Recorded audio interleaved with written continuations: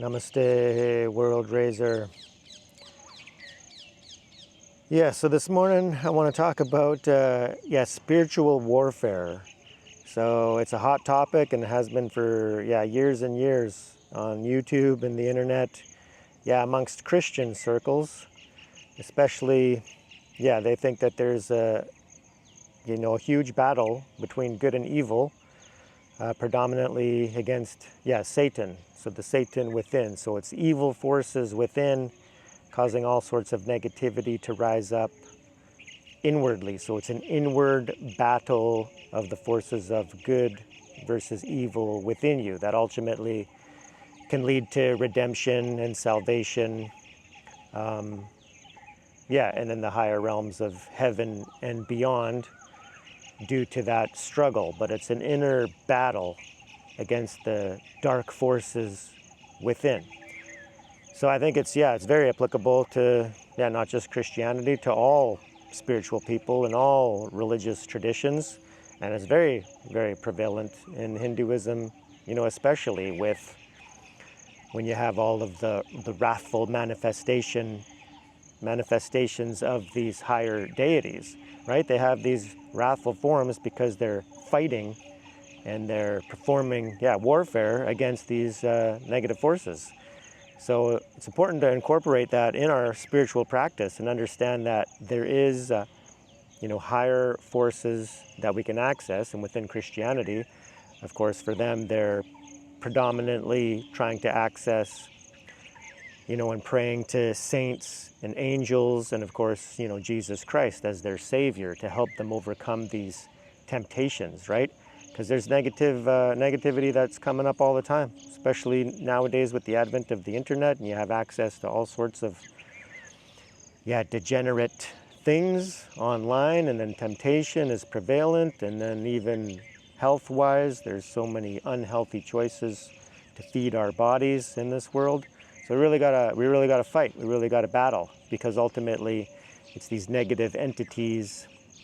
And we don't have to call it good or evil, but understand that there is negative and positive, polarities. There's, higher levels of consciousness and lower levels of consciousness. And it's very apparent that people can get trapped in these lower levels. And they can give into temptation and greed and lust and anger and hate and shame and guilt. And they can get stuck there, right? Hopeless, depressed. And they can wallow them up in misery for a whole lifetime.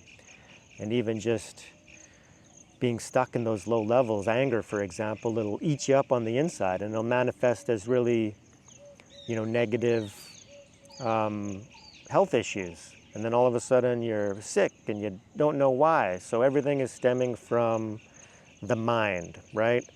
So from our consciousness, our state of mind, our presence, our awareness, what is going on in the mind? Is it negative? Is it positive? Are we happy? Are we sad? Are we depressed? Are we angry? Are we scared? Are we full of fear? And that's a big one in today's day and age, is fear, right? All the news, what is the news reporting constantly? It's negativity, it's fear. But it's the mind predominantly that we got to be aware of, and what is happening within the mind, and to really analyze that. So when negativities come up, then we can go within, and then we can even, state, like everything is arising for our benefit if we see it as that. So when negativity comes up within the mind or caused by external forces, we can take joy in that. We could be like, oh, thank you, what a pleasure, what a gift. I know what I need to work on. And then go within, really feel those emotions, practice the letting go technique, which is all about being present with the negative emotion as it arises, feeling the pain, feeling the anguish, the suffering, whatever it is, the lack, even dealing with temptation. If there's something that you really want, right? You have a bad habit and you really want to pursue that and give into that and cave to that temptation, then go within and feel the temptation, feel that desire, right? And then just really, really go into it and sense it completely, And it'll arise, it'll manifest within, and then eventually it'll dissipate and it'll be overcome. And there's other ways to do that. If something arises, you could go, take a cold shower, for example, or do something, do 100 push-ups, anything to get your mind off of that temptation, right? So in today's day and age, if we're seeking spiritual, enlightenment, liberation, salvation, the higher levels, acceptance, to be happy and peaceful, yeah, we really got to understand that there's a temporary satisfaction, like a dopamine hit, from doing something for instant gratification, but then it dissipates, and then ultimately over time, it could lead you down the rabbit hole. So spiritual warfare is very much, for everybody. And for Hindus, you have access to these deities, and you can call on them for aid. So the same way, the Christians pray to God. So prayer, fasting, meditation, contemplation, putting on the armor of God, they will call it. And then very similar, if you go to the temple and you get blessed and you get the tika, you can visualize that, okay, yes, I'm blessed, I'm protected from negative forces, because there is many negative forces in the world right now. So it's up to us, right? The spiritual seekers, the world raisers, the chosen ones, whatever you want to label yourself as, as a seeker of truth and wisdom, and ultimately, the ultimate reality, however you describe that and what you're seeking, whether it's liberation or moksha, it doesn't come about just magically.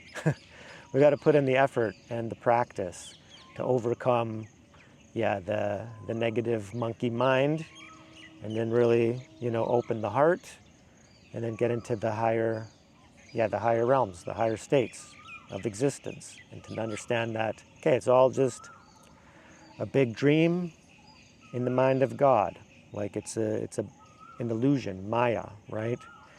And there's only one infinite field of consciousness, and we're part of that.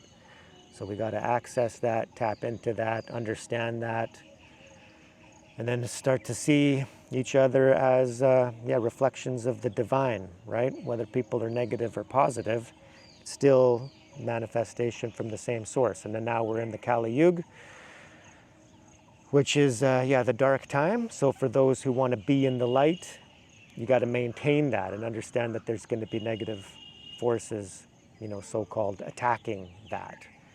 So you maintain that, you bring that into the world, you share that and you spread that, and then that's how you can benefit others. But ultimately, it's an inward battle amongst the negative forces within oneself that is the key, right? To keep ourselves free. So then in that sense, once we get into the higher states, that's the liberation. We could be in the world, but not of it, not at the effects of it.